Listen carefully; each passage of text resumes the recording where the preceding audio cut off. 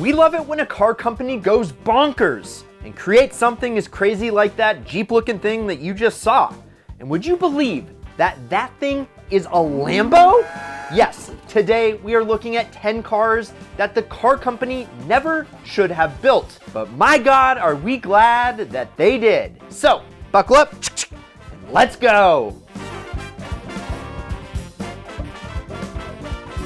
Are you guys always on the go like me? Well, having less stuff makes it easier to be mobile. And one of my favorite new additions to my arsenal is this Simply Carbon Fiber wallet. Yes, this guy right here, which is super easy for me to grab and go, and also makes it super easy to get in and out of my pocket. And thanks to Simply Carbon Fiber, this wallet not only feels good, but also looks good. Plus, it's extremely durable, made out of real carbon fiber. It easily holds all my maxed out credit cards, and the money clip on the back, well, it stores all my cash. But Simply Carbon Fiber has more than just wallets. They have phone cases, watches, sunglasses, and much, much more. So if you want to be like me and save some cash, click the first link in the description and you're gonna get 10% off when you use coupon code IDEAL at checkout. Thank you, Simply Carbon Fiber, for making great wallets and sponsoring today's video, plus just making my life easier. Now, back to the show. All right, let's start with a car that people love to talk about. The Giant Slayer supercar-ish car from the nicest company on earth, the Honda NSX, or Acura. Yeah, whatever. I'm easy. It's a car that came out of nowhere, and we cover it in way more detail in our Overdrive series, which you can check out up here. But the only thing that you really need to know is that Honda was the last place anyone thought a fast car would come from. Seriously, they were known for two things going into the old days: slow motorcycles that everyone absolutely adored, and slow hatchbacks that made your grandpa angry. Who in the f wants to hear that? Yeah, and then boom, out of nowhere, there was this supercar. It was mid-engine, right-wheel drive, Pininfarina designed, and it was a piece of awesomeness. Honda had something to prove, and they brought it. Yes, sometimes it's not about proving, it's about maintaining the madness, which is why Dodge, or Fiat, Stellantis, now, whatever. They love shoving their Hellcat engine into things that it shouldn't have, like the Jeep Cherokee Trackhawk. You ever look at a big family hauler and start to think, yeah, that thing needs 700 horsepower. God damn it. For no other reason than it sounds like this.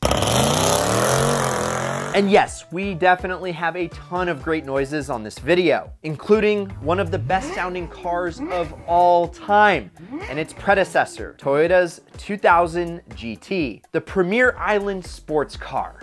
Made by the combined power of Toyota and Yamaha. Wasn't just a surprise from Toyota, it was a surprise that it came from Japan at all. Sure, Japan had a few little sporty cars, but they weren't fast. The 2000 GT though, it was fast, and it made people wake up. Huge engine, lightweight, right-wheel drive again. I mean, it reminds me of a certain American car. Yeah, the Dodge Viper.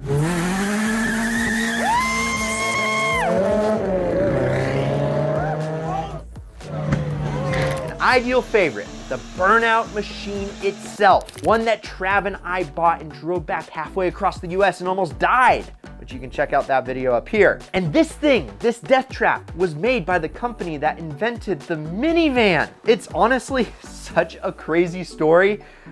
We've already told it, but TLDR, Dodge was making crap front-wheel drive cars for a very long time, before suddenly a V10 tire-slaying monster arrived. Now, most of this list is positive. I love good surprises, like the one I get on my birthday sometimes. But sometimes, well, that surprise isn't good enough. Like when Aston Martin makes a horrible little shoe called the Signet. You know, Aston, James Bond's car.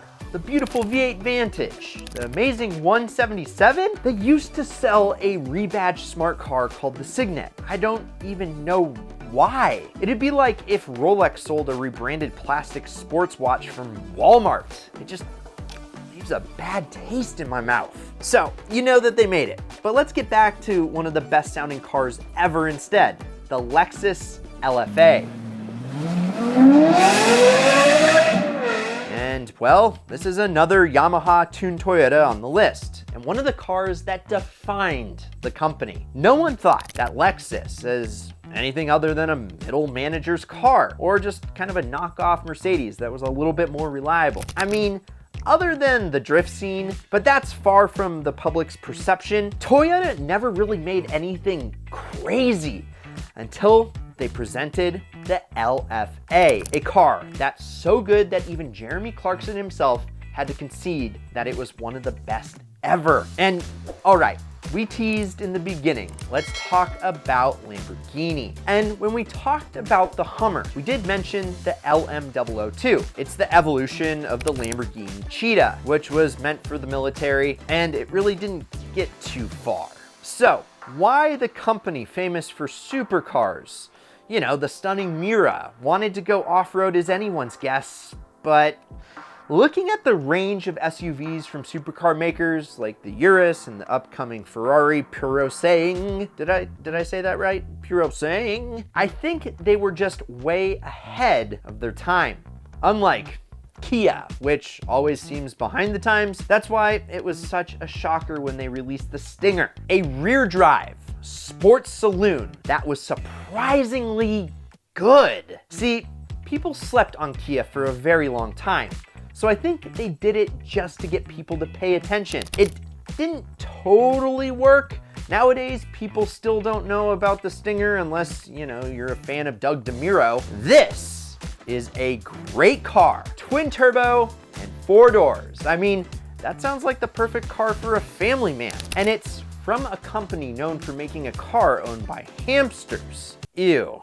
You know who else shocked us with a rear-wheel drive car? Honda, the company that makes lawnmowers. And I mean, they shocked us again because at the turn of the millennium, they released the S2000. And yes, Honda, they did have the NSX, and we mentioned that already. So people wished they manifested about an affordable Miata Stomper. And what they got was a front-wheel drive Prelude. And just when all hope was lost, one of the greatest sports cars ever made, hands down, the S2000 was conceived.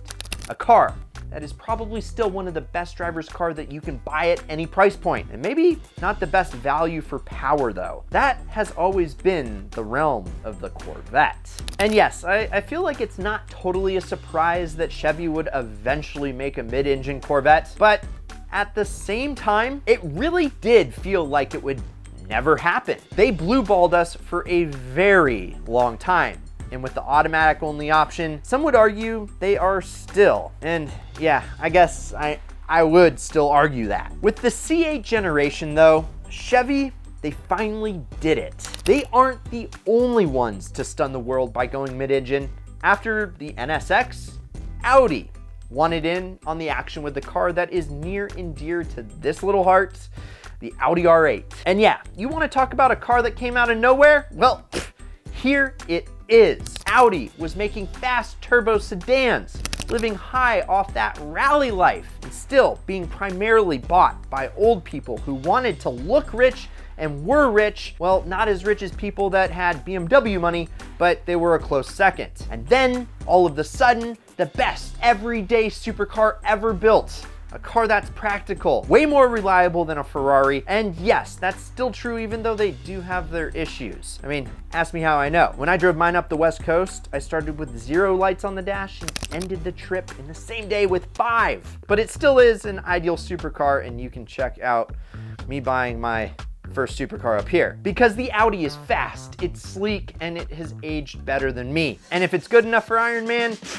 it's good enough for your boy. So, I think you guys know which one is the idealist on this list, don't you? Yeah, the Viper. I mean, come on. I love the R8, but the Viper, I mean, a V10 that was helped built by Lamborghini and a pretty much kit car for the road? How could you not love it? I mean, I guess that's why Trav owns one and I have an R8, because I'm just not cool enough to own a Viper.